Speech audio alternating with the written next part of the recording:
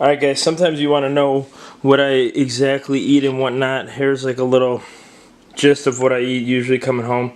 Some vegetables, chicken, romaine lettuce, some protein cakes. Just so you know, obviously they're on the video from before if you want to know how to make those. Also, a little Stan's Donuts. Oh baby. Turned to a savage, pocket got fatter, she call me daddy. Smoking that gas, going out that Zany, she on a powder. Nowadays I am on my head, I got sadder. Money got long. Hey guys, Antoine here with another video. Hope all is well. Again, it's going to be a while that I have a set schedule on when I'm going to produce these, things like that. With work being really busy, life, having friends and family in your life, it is a little bit hard, but want to get into them a little bit more. Today, you know what? I'm going to talk about training and volume. It's going to be a light topic because there's so much out there. There's so much studies. If you look at like Andy Horton from Rip Body or Eric Helms from 3DMJ, there's a lot of people out there. Jeff Nipper that does a bunch of videos on how training affects and correlates with building, cutting, things like that.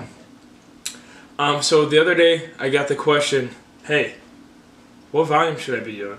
Some guy told me to do heavy sets with just low reps.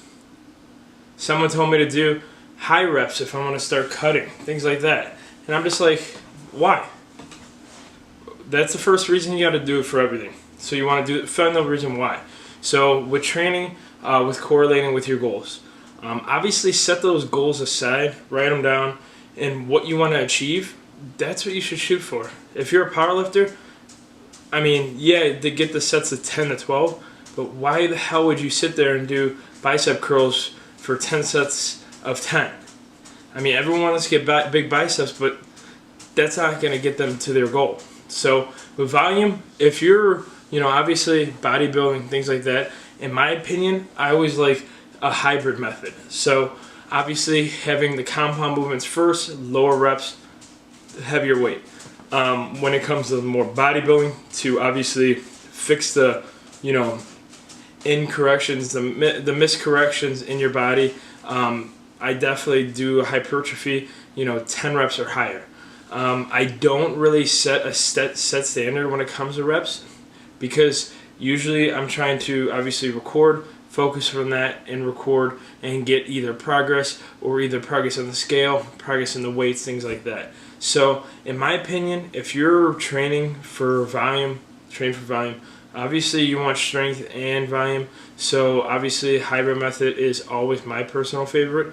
Doing the heavier sets usually first, especially when I was competing, I still did heavy sets with low reps because I still think that bigger dense muscle is going to be leading to a better ripped, more dense muscle when you're doing the volume. With the hypertrophy, you're going to learn how to have that stamina to do the things you want to do. Even powerlifters. I mean, if you look at a simple powerlifting split, they're still going to have that hypertrophy phase where they're actually doing a lot of reps to build that stamina. I mean, they're still doing, tricep extensions, obviously, a lot of back movements. Back is a big part of powerlifting.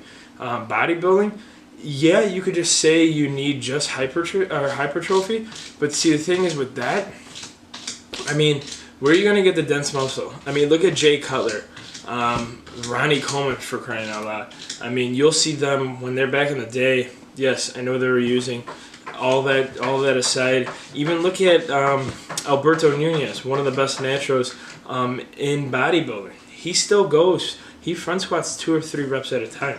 So when you look at volume, see what you could do, see what you could recover, look at your goals. Another thing I missed is recovery. I mean, if you're not being able to hit 3 sets of 20 each week on that particular muscle group, then why the hell are you doing it? Obviously, look at goals. I mean, no one's goal should be how many reps they could do with 225. I know, obviously, the NFL does that, but that sounds like another topic. But if you could recover with that, then keep doing what you got to do, and then progress off there. I think that's another good way to look at things is, wow, I wasn't able to hit 3 sets of 8 the week after. Let me push it down to maybe 7 or 6. Don't be afraid of those odd numbers. For some reason, I always look at the reps, and sometimes I'll throw like a 13 or a 9 or something in the training, and I'm just like, it should be even, but that's just me. I got that OCD problem when it comes to the training with numbers and stuff like that.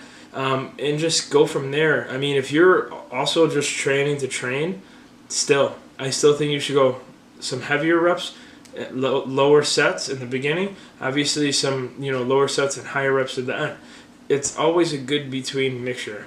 Bodybuilding, powerlifting, even CrossFit trainers, they'll do a bunch of that. But I mean, CrossFit, I'm not too much aware of, so I'm not going to talk too much on that. But yeah, I'd say a good volume set is what's best for you. So again, obviously don't listen to things, but always put them in perspective of your goals, who you are, how you react to things, and also what you're going to be doing in the next 6 months, a year from now. So other than that, good topic for you guys to kind of discuss. Leave a comment below what you want to hear, what you want to see. With training footage, it's kind of hard because I usually train in the morning. So I'm going to try again the training footage out there again because I've been doing a hell of a lot of work. And this off season is going to be leading to bigger things during season. So it's good to see that. So other than that, go follow, like, subscribe, tell your friends, tell their friends. Other than that, peace out, guys. Have a good one. Bye.